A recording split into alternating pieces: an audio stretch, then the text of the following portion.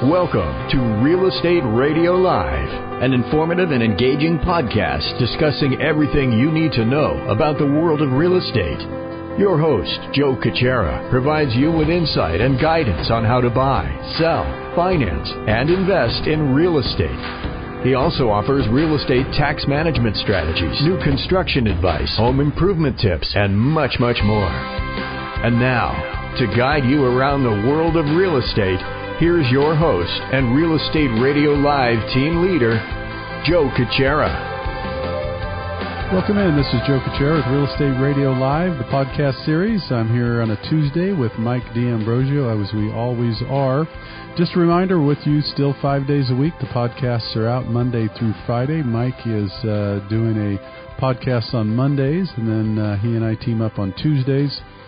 Wednesdays and Thursdays I'll do a podcast, and then I'll team up with Buddy and Bobby on Fridays. So, again, thanks for tuning in. Just a couple reminders. If you want to download the podcast or actually pass it along to friends, family, coworkers, have them go to reradiolive.com. Also, if you need any help, assistance in the real estate area, buying, selling, you just need someone to sit down and really consult with, Mike is the person to do that. You could reach him at 408-630-0101 or, excuse me, go to the website, mike at reradiolive.com. That's actually that's your email. It's not a website. Hey, either way, email them there.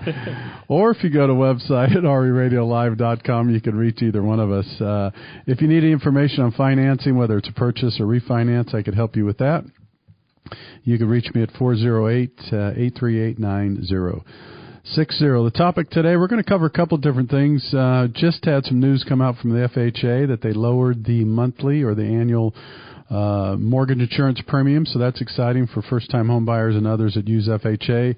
We're going to chat a little bit about investment property and also just a review of some of the real estate trends in 2017. How you doing, Mike? I'm doing good. How are you? Good. Staying out of the rain. That's right. Some good topics to talk about. We need to get people back off the fence, in gear, buying houses. Yeah, they're back from vacation. Let's call it buying season. That's right. Time to get back to work, people.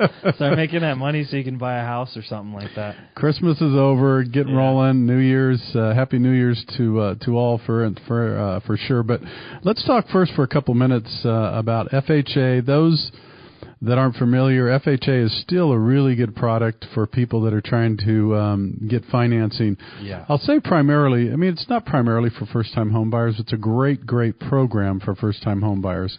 You see some people that still use it, Mike, that have to use it for other reasons. But let's take the first-time home buyer. Touch on that really quick, too. I think that's important. Right.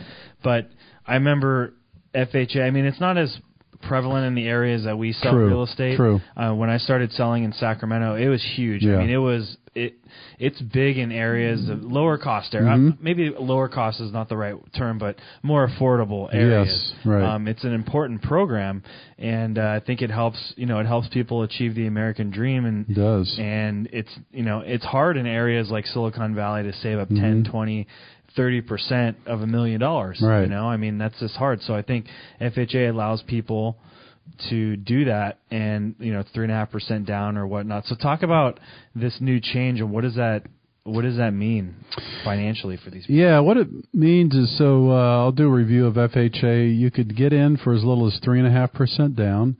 And let's talk about the Bay Area specific to, the people that are going to be using in our area, Mike. And so $625,500 is the maximum loan amount on FHA. You could put as little as 3.5% down. There's a 1.75%. That's called an upfront funding fee. That does not go away or change. Good news there, though, is that actually does get financed. So that's not something a person has to come up with out of pocket. So the big change today, Mike, was the annual mortgage insurance premium went from a percentage of 0.85% of the loan amount borrowed down to 0.60. Yeah. So 25 basis points drop. It may not sound a lot, but we did some averages. If we're looking at a $500,000 loan, it's a little over $100 a month, which is substantial. Absolutely. I mean, it could make the difference of qualifying for the next level of a purchase. Yeah. It could make a difference for a person that's qualifying for their first home. And so obviously it depends on the loan amount. We did some averages. Still, it's even at $250,000, it's a $50 to $60 a month savings. So that's the news today. They just came out with it. I think it was a smart move. And I think we're going to talk a little bit about this, Mike. One of the reasons they did it, thank God they're listening, and that is the statistics. Yeah, I know. Statistics show that the majority of the activity this year is going to be from first-time home buyers. And so now when we say that those are national statistics too. Yeah, right. And as you mentioned, it's a little more difficult in areas like ours, where what is the I should know that too. The average home price now, and let's call it Santa Clara Valley. Is it $600,000 or $700,000 or more than that now? The average home price in the whole valley, it's going to be. Is it closer to $800,000 maybe? Probably closer to $800,000. Yeah. The median price in San Jose, the city, is over $1 million. Wow. Okay, yeah. so that ought to tell you. Across the entire county, that's a good question. I would guess it's probably around $700,000 or $800,000. Yeah. So this is the reason why it's tough on the FHA around here, but still. I don't want to discourage those that are looking because, if you have some down payment, even a small down payment, I mean, the fact is, Mike, people could still get into a condo or a single family home for, let's call it $650,000-$660,000, right? Yeah, absolutely. And I think why this. I mean, we're talking $100, maybe $200 a month on the mortgage insurance premium, or MIP, as it's called in the biz. Is it can make or break a purchase. And, it's just like we have buyers that I can remember so many buyers, especially when I was getting started and I was working with a lot of first-time home buyers, working in the Sacramento region, which is a ton of FHA. I mean, I would say. I don't even know. I can't even guess the percentage of FHA buyers in that area, but I guess it's a lot. They look at houses and the MIP could choke them. Yeah. And it can. This is a big thing to drop it that much because then you average out all the other costs. You have the actual loan amount, you have the MIP, you have sometimes they have HOA. So this is just it's a good thing that they're cutting them a break for once. Yeah. I think and it's important. I think the other part of it was, too, and I'm hoping, again, this is a trend that some of these government agencies are starting to listen and really be proactive to the market. So one of the other reasons they've done this, I feel like, is that they know that the rates are going to continue up, too. Yeah. Right? Yeah.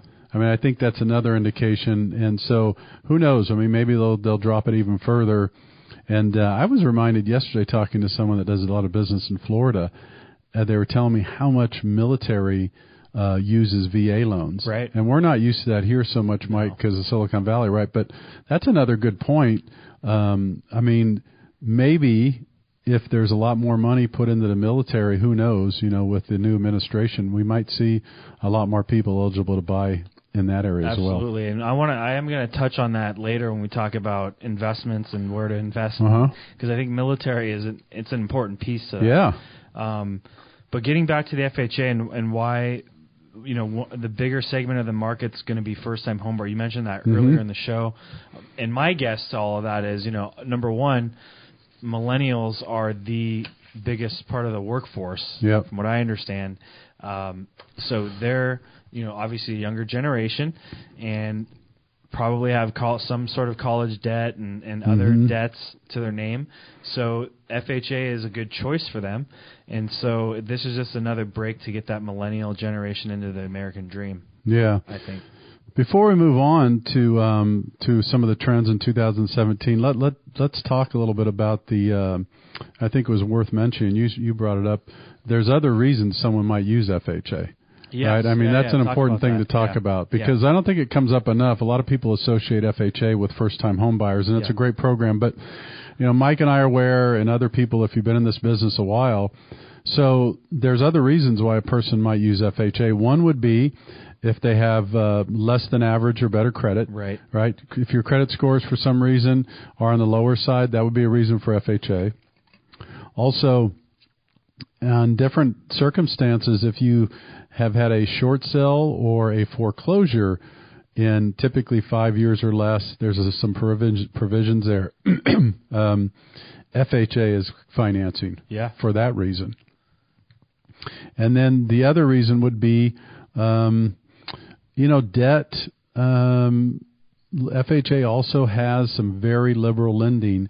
You could do non-owner occupant co-borrowers. You could do, a lot more gift funds. There's a lot of stuff that's very creative and more relaxed in terms of guidelines on FHA, which is rare for a government entity. Well, that's why they have the guarantee built in. Yeah. But anyway, just a reminder, real quick, as we move on to the next topic. Great program.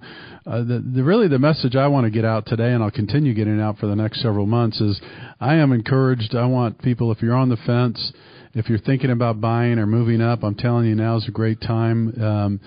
2017 is going to be a great time to do that. Why? I think interest rates, even though they're coming up a little bit, I think they'll stabilize. Yeah. They'll stay good. And I also think that maybe the inventory will be still a little bit low right now, Mike. That might change, I guess, in the next couple of months. But the thought is, someone out looking today, let's say someone is out looking for a home today, I guess inventory might be a little bit low. However, stay in the game. Will the competition be as fierce as it was in the past? You know what I mean? All the multiple offers and all that. Right. There's not as many people probably looking right now and driving around, slugging around in the rain. Yeah, that's a good point. But there will be more people as when the time comes, when the market starts heating up throughout the year, as it normally does. Yeah. But I think we're going to see more inventory just start coming back on the market as normal. It's been a pretty typical cycle, as it has been for decades, but the last couple of years at least, we've seen the similar cycle after, starting Super Bowl weekend. Even starting now, we're going to start seeing more come on, but after Super Bowl. And there will be more, and to get back to your point, there will be more buyers that come into the fold too, but I think we're going to have pretty healthy inventory as well this year. Very good. So I think it'll be okay.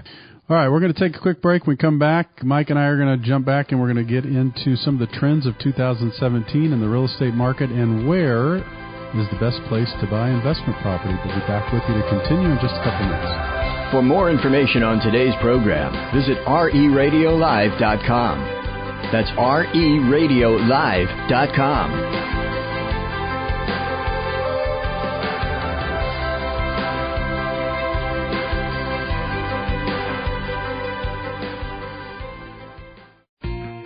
Hi, this is Joe Kuchera of Real Estate Radio Live. Thanks for tuning into our podcast. We are your go-to resource for all aspects of real estate, including buying, selling, refinancing, building, and legal and tax advice, and much more.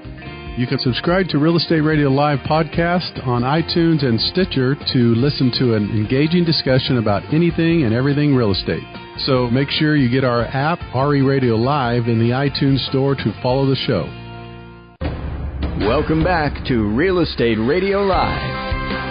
For more information on today's topic or guests, just visit reradiolive.com. That's reradiolive.com. Again, your host for today's edition of Real Estate Radio Live, Joe Kuchera. Welcome back in. This is Joe Kuchera with Real Estate Radio Live, the podcast series. I am here with Mike D'Ambrosio, as we always are on every Tuesday. Today's topic, we're covering a couple different subjects, is FHA made a big announcement today. We discussed that. They dropped the annual mortgage insurance premium from 0.85 to 0.60, so it's a nice decrease for those that are using FHA. And now we're going to talk a little bit about some of the trends in 2017 in real estate and where some of the best opportunities to buy investment property. Before we do that, just a reminder again, if you have any need in the real estate area, buying, selling, or feedback consulting at all, contact Mike at 408-630-0101, or you could email him, Mike at reradiolive.com. For any financing on the purchase or refinance side, you could reach me, 408-838-9060, or you could always email me as well at joe@reradiolive.com. So let's chat a little bit about, there's all kinds of different trends, but we have some copies here of five real estate trends that should shape and might shape 2017. Right. So the first one we talked a little bit about, Mike, in the first segment, but it's worth mentioning, although this one includes boomers. So millennials and boomers will move the markets. That probably doesn't surprise people too much. Yeah, especially since those are two of the biggest demographics in the country. So I think that it's a pretty standard one. Yeah, so the millennials and boomers are going to move the market. And actually, it's kind of funny is we have what I'm starting to see a lot. I don't. When I say a lot, I would say 20 to 30%. We'll get a better gauge in reading over the next first couple of quarters because it's really going to be primarily a purchase market now. Is that I'm seeing 20 to 30% of the transactions where they're getting some kind of assistance financially. Yeah, like parents, grandparents, gift funds. Yeah. That type of thing, and I got to believe we're going to continue to see more and more of that. Yeah, absolutely. Especially since one of the trends with millennials is living with their parents and then having to go off on their own, which is fine. I'm not putting that down at all. I'm just saying it's one of the things that is helping millennials get out of the house. But I think with millennials and boomers, I mean they're both approaching those life stages that are typically motivate people to move: marriage, kids, retirement, and becoming empty nesters. Those are all life events that will cause someone to make a move or buy or sell. So it's really not a surprise that millennials and baby boomers are going to be moving the markets. And I would expect that probably at least for the next five plus years. Right. Maybe more. So, and actually the prediction here is they're saying about 33%. So, a little more than 3 or 4, 3.5%, 3 out of 10 people who buy homes are going to be millennials, so that's something we need to know about. Millennials will look to the Midwest. Is that just lower cost of living or different opportunities? Yeah. My guess is there. Yeah, absolutely. Lower cost of living. There's a lot of cities that are up and coming in those areas in different states, and especially now too with a lot of these companies, a lot of telecommuting and being able to work from home or work virtually. Right. It's kind of makes it easier to move and be in different parts of the country than before because you can do it from wherever. So I think that's probably one of the reasons why they might look to move to the Midwest. Right. The third one, Mike, is I think we both could agree on this too, is the price appreciation will slow down. I really think that's the case. I would be surprised if we get anywhere in our area if we get double-digit appreciation. Yeah, this year I would doubt it, and it's already been a trend. That's coming from 2016 into 2017. It's already kind of been a trend. I wouldn't maybe call it slowing down, more normalization. And the inventory problem is not going to go away. I mean, we're not going to get thousands and hundreds of thousands of units on the market tomorrow. So it's not going to. The inventory problem is going to continue to help that price appreciation conversation. So the fourth is fewer homes, fast-moving markets. Are we still trying to catch up? I think on inventory all over the place. It sounds like it's kind of a problem. Maybe it's not a problem in some states or counties or areas, but certainly is here. Yeah, I mean, we definitely. Again, especially in like the Silicon Valley, you're not going to see a ton of inventory coming on the market just because there's not going to be this wave of brand new houses that gets plopped down on some land that we don't have.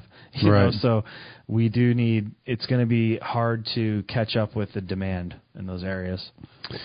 All right, and the fifth one is the West will lead the way. This is it's been the norm for the last decade or so. They're saying that the western part of the United States, that obviously includes California, Los Angeles, Sacramento. They talk about Tucson, Arizona, and Portland, Oregon. Oregon's definitely a hot market. Like as far as everyone that I know, I need to go to Oregon and check it out because everyone I know been in a while. Loves it. Like they just talk so greatly about it, and so But yeah, the West leads the way. Silicon Valley leads the way. I think that's a pretty obvious one right there. If you could dodge the rain, up in the Pacific Northwest. Yeah, no kidding. Although we're getting used to it now, but so those are some of the trends for 2017. Now we're going to switch gears a little bit. We have about 5 minutes or so left in the show. We're going to talk a little bit about investment opportunities because we get a lot of requests, feedback, interaction. There's it seems like, Mike, in the Bay Area, there's a lot of interest, let's say, in investing in real estate. And we've been through this before. a lot of people will automatically go to what other areas because it's so expensive here and cash flow makes no sense at all in many cases. Yeah. Now, if you're 1031ing or something, that's a different story. Yes. Right? But if you're just purely today looking for the best investment opportunities, you wanted to kind of take us through some of the things you're seeing, or what do we think is going to be some of the best places to buy outside of California, although there's some places in California too, though, huh? Well, let's start there. Yeah, let's hold on. We were talking about that a little bit off air. San Diego, I think, is a really good location to invest in. Not only because, okay, we know that San Diego real estate's going to be a little bit more expensive than buying in Texas or something like that. It is competitive. It's not a whole lot different than where we are sitting right now, although it's a little more affordable. But it's growing. We think that the military presence might beef up there at some point over the coming years. Right. It's a really good location for Airbnb investment and people that want to have rental properties, and they have increasing rents. There's a high demand for rents or rental properties there. There's property appreciation better there, and better in California than it would be if you bought an investment property in a different state. And the tourism there is one of the best in the country. So with all of that, I think, and there's jobs down there too. So I think San Diego, all in all, is a very strong area to invest in if you're looking for a place. Yeah. And it's pretty cool to visit too if you own a place there. It is. I wouldn't mind having that. So it's a quick flight. It's inexpensive to travel back and forth down there, and that's a good look. So that's the only place really in California. Yeah, I mean, locally, there's not a ton locally that we could talk about as far as like a dynamite investment, unless you're going to be doing some sort of development. But I think, you know what I really like, actually, for people that are looking for places locally, I really like Scotts Valley, which is up 17. Yeah. From affordability standpoint, the schools are great. It's a little bit of a trek, but it depends on what you're doing work-wise. I think Scotts Valley, over time, it's a growing community. If you never heard of Scotts Valley, it's right by Santa Cruz, California. It's not that far. And you do have to brave Highway 17, which isn't, especially right now, not always the most fun. But I think Scotts Valley is a good area to invest in if you're interested in that type of thing. Yeah, no, it's a good take.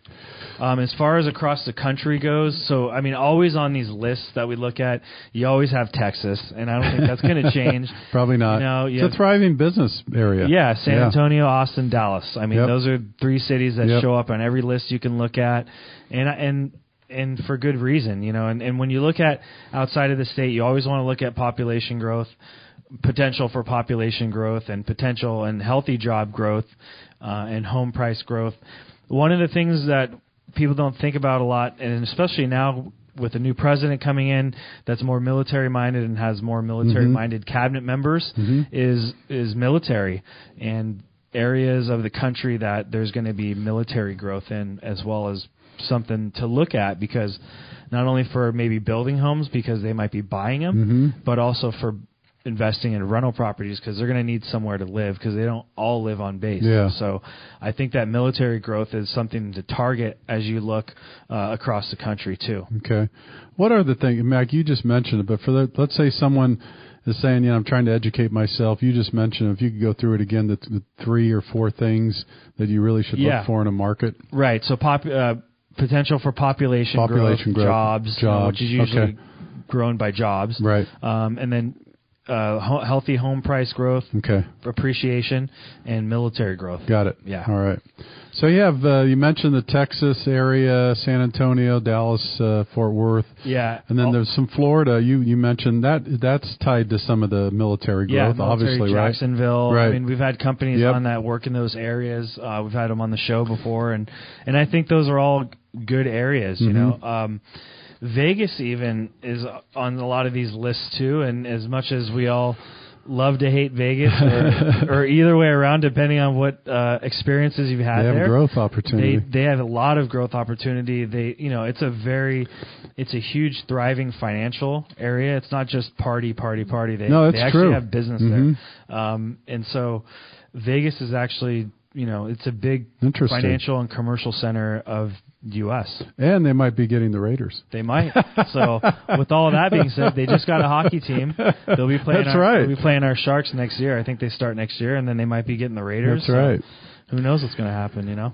All right, we ran out of time. Quick show, good information. Good job, Mike. Always good teaming up on Tuesdays to talk about the information. Just a quick review: FHA trends for 2017 and where the best place to buy investment property. Remember, go to reradiolive.com and give us a review. Tell us what you think. Until next time, take care. You've been listening to Real Estate Radio Live.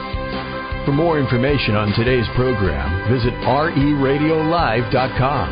That's reradiolive.com. Subscribe to our podcast. Discover more at reradiolive.com.